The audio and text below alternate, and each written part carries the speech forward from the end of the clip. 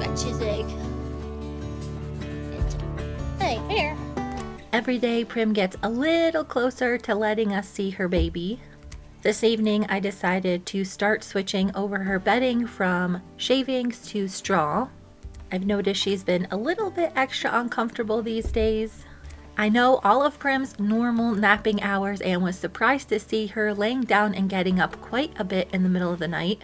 She had a significant drop in her temperature earlier today, but other than that, she had no real signs that she was actually going to foal. But it made me nervous enough that I had to stay up all night long to keep an eye on her.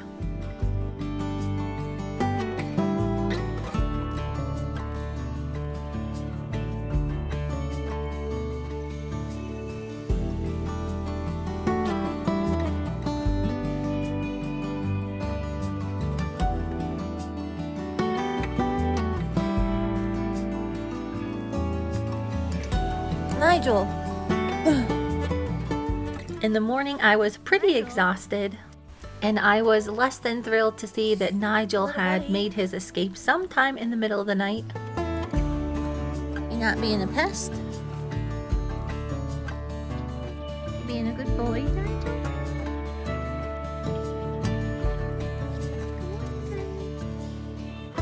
Over the last month or so, I feel like Nigel has gotten a lot closer to Prim, Scarlet, and Ziggy.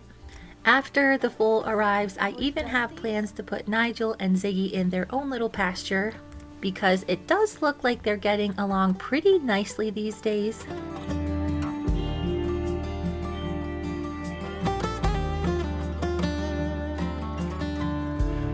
Ziggy loves Nigel.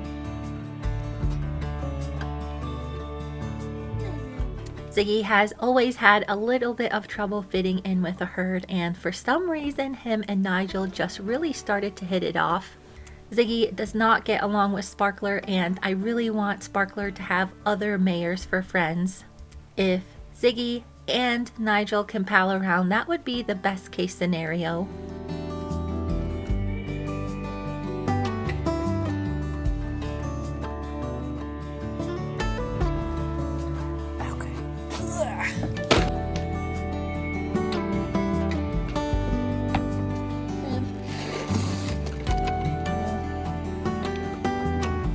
Food? Your breakfast?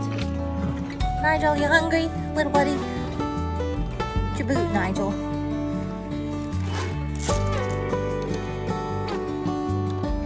Nigel, come on.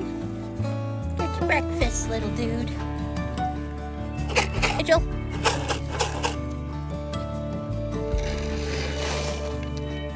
You wanna lick this? Okay. Keep Nigel right here. What's up with you, little buddy? Compared to his normal self, Nigel was being awfully calm this morning. Huckleberry. Nigel. I think he really just wants to be close to Prim for when she foals. I also think that he does not like Goose this close. Hey, Nigel!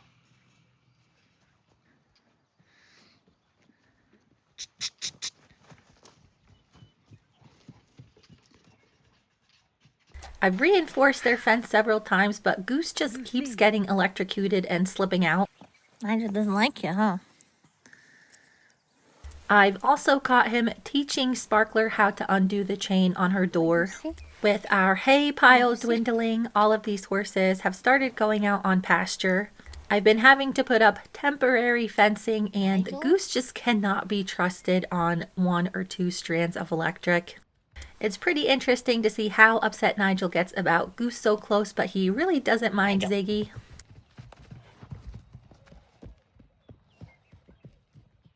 It looks like I'm going to have to put Goose back in his dry lot before I can catch Nigel. Come on, Goosey. All right, Nigel. See? I know, Ziggo. You seem rather calm. In typical Nigel fashion, he did give me a little bit of the runaround.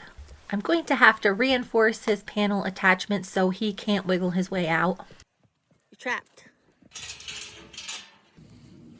You okay, Mama? Tired? Me too, girl, me too.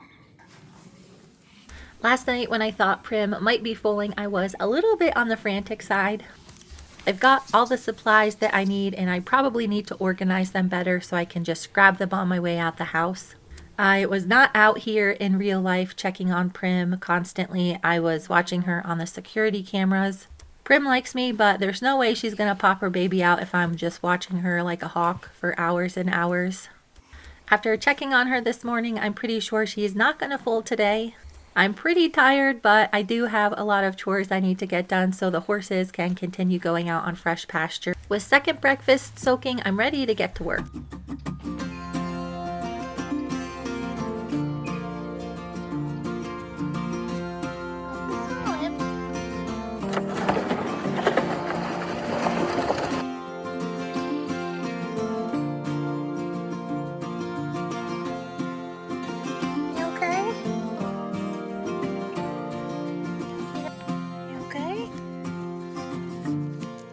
I decided to leave Prim inside because she was seeming a little bit cranky. As soon as I stepped away from the barn, she laid down to take another nap. Right now, I think she's still just a bit tired and uncomfortable because of the weight of the foal. Ready to come out? Okay, no funny business. I'm not gonna get real shiny. Boy, Studman. Right now, Pete, Big Gus, and Studman are out on grass for the majority of the day. All of my plans for fencing kind of went out the window when our well ran dry. For now, I've been building temporary pasture so the horses can graze our yard. With the lack of rain, I'm really surprised to see all of the grass and clover that's coming up.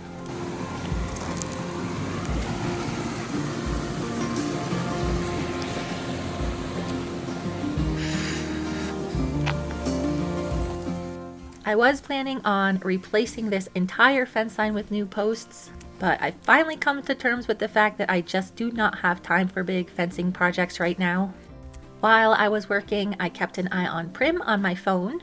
She was doing some pretty serious napping and had me pretty nervous again that she was trying to squeeze out her foal while I wasn't around.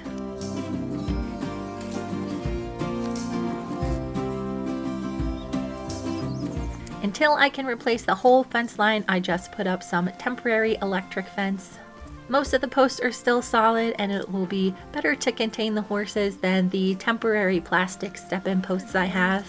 These three boys are really respectful of the fence, but the rest of the horses are not so much. Second breakfast. Oh, Nigel. Sassy little bugger. Welcome with me. Wait.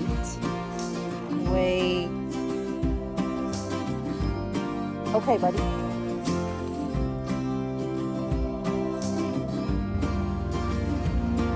Hey, Mare.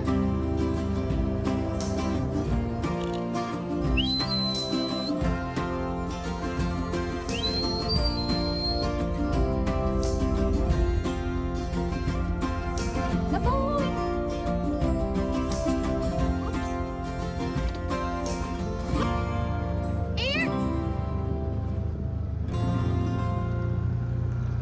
Huckleberry was really happy to be able to stretch his legs again. Come on, Huckleberry.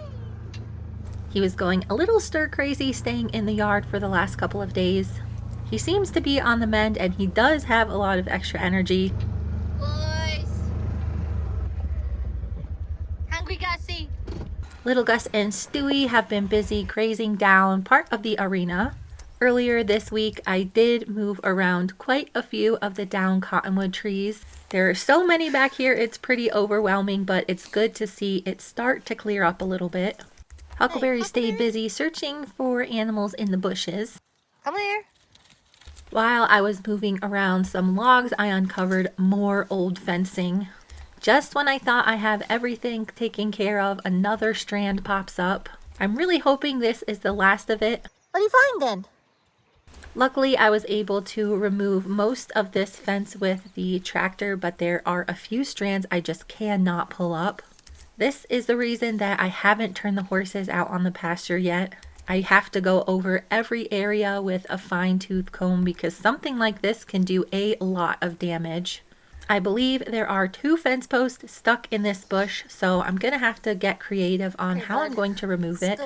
There are 2 different branches from one of the ditches that go through this area. Even though we're in a drought right now, I did hear rumblings that we may have a little bit of a monsoon season. Come on. I'm trying to be as prepared as I can be in case that does happen. Good boy. Load up. Huckleberry is definitely happy to be back at his ranching duties. I bring these boys closer to the homestead building during the night so they are next to more horses, but they seem to like spending the day up on top here by themselves. Pretty big dip. Uh-oh. There we go. There we go. With some of the big trees moved, I can now drive the Ranger up through here. This is basically where I'm going to put the track system. I've got some more calculating to do, but it's one of the areas that I want to get fencing up sooner rather than later. It would definitely take the workload off of me because feeding pellets is pretty exhausting. What's wrong? Tiny seems to really be losing her patience about Ivar. It's making her a little bit extra cranky these days. Come here. I have a feeling she's a little bit jealous of all the time Huckleberry is spending with his new cat. There is a lot of extra labor involved when I go into my hay stretcher protocol. Right now, most of the horses are getting half their ration in alfalfa pellets. It doesn't seem like a huge deal, but soaking them and hauling them around to all the dry lots is kind of wearing on me. I'm still having to haul around most of the water, so it's taken a lot more effort to take care of the horses these days. I don't think this very often, but today I kind of really just wanted a break and a nap, but I had way too much to do. Time for a nap? Huckleberry needs to go inside for the rest of the day so he doesn't stress his leg. But I've got to continue putting up new fencing and checking on Prim. You gonna have that baby soon? Prim has access to forage 24/7 now. With her current attitude, I think it's fine to start leaving her in her own private stall 24/7.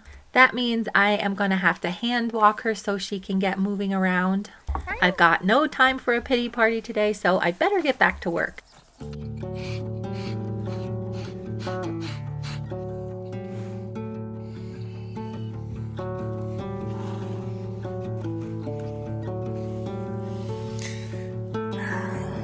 I finished my morning chores at about 2 p.m. today. If Prim is doing alright, then I might take a little nap before I have to start the evening chores.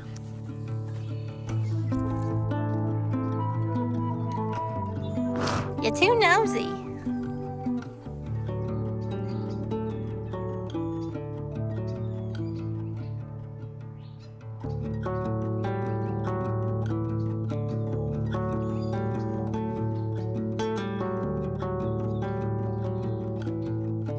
You're a wide load, girl.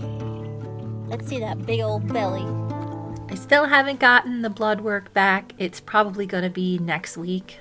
But Sparkler is definitely getting wider, so she either needs to be on a serious diet or I'm going to have to rearrange another birthing suite. Hey, girl. Girl. Here under there. Nigel.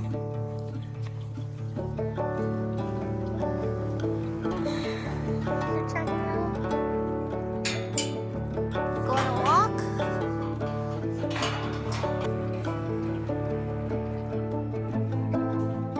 I thought I was going crazy when I thought Prim might be foaling last night, but today she is definitely showing more signs that it may be coming soon. Her udder has definitely grown and she does have some edema on her midline. She typically has a very clampy tail and it was loose today. The pH and calcium of her milk is not indicating that she'll foal anytime soon. But I think before next Sunday's update, she'll probably have had her full. You hungry?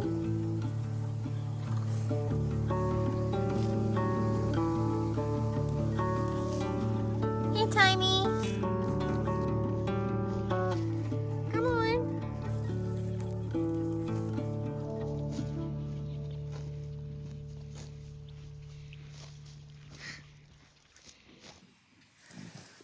Ivar. Instead of taking a nap, I decided to get Prim out and do a little hand grazing with her. There's a little bit of grass out in the dry lot, but not too much. She has all of the nutrition she needs to take care of herself and the new baby, but it's always nice to get these horses out on some fresh grass. Where you going, Prim? What's wrong, Tiny?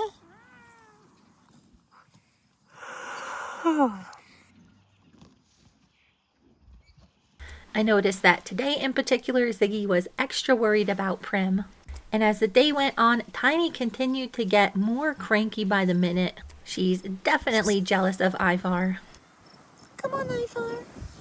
Come on. Hey, kitty.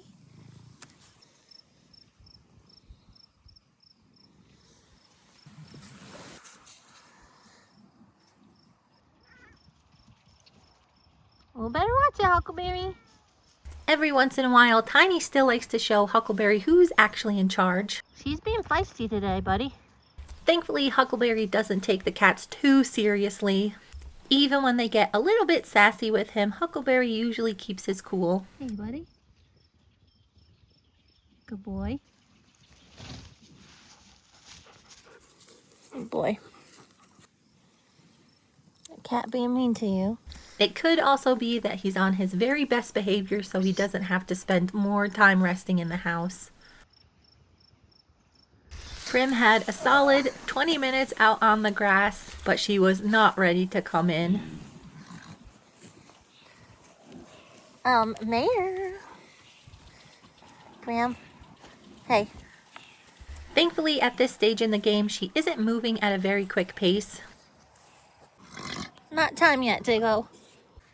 Before I put her back in her stall, I might as well water all of my plant jugs that I have still growing. This time of day, I also like to check in on Huckleberry's baby birds. Just from the amount of peeping that I'm hearing, they are definitely growing.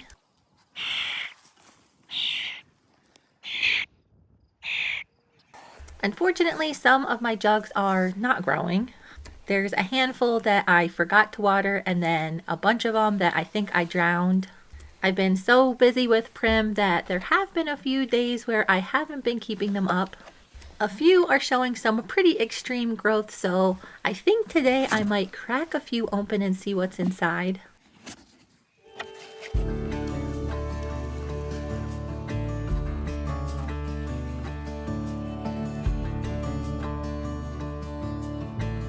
One thing that's important for Prim as she gets closer to giving birth is making sure she stays as clean as possible.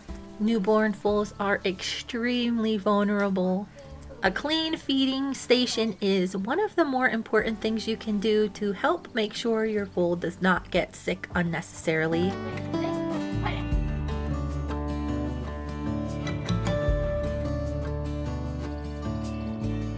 While cleaning out Prim's udder, I could definitely tell that it has grown. Yesterday, I could definitely fit my hand in between pretty easily, and today I was really struggling to get it cleaned up. Ziggy and Scarlet both continue to be a little bit overly protective of Prim, so I think that baby is gonna come pretty darn soon.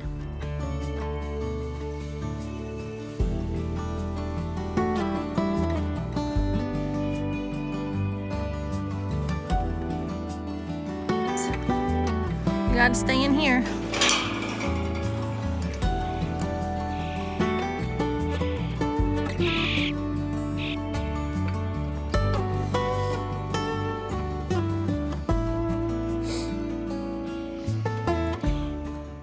After another false alarm, I'm getting more and more excited to meet the new baby.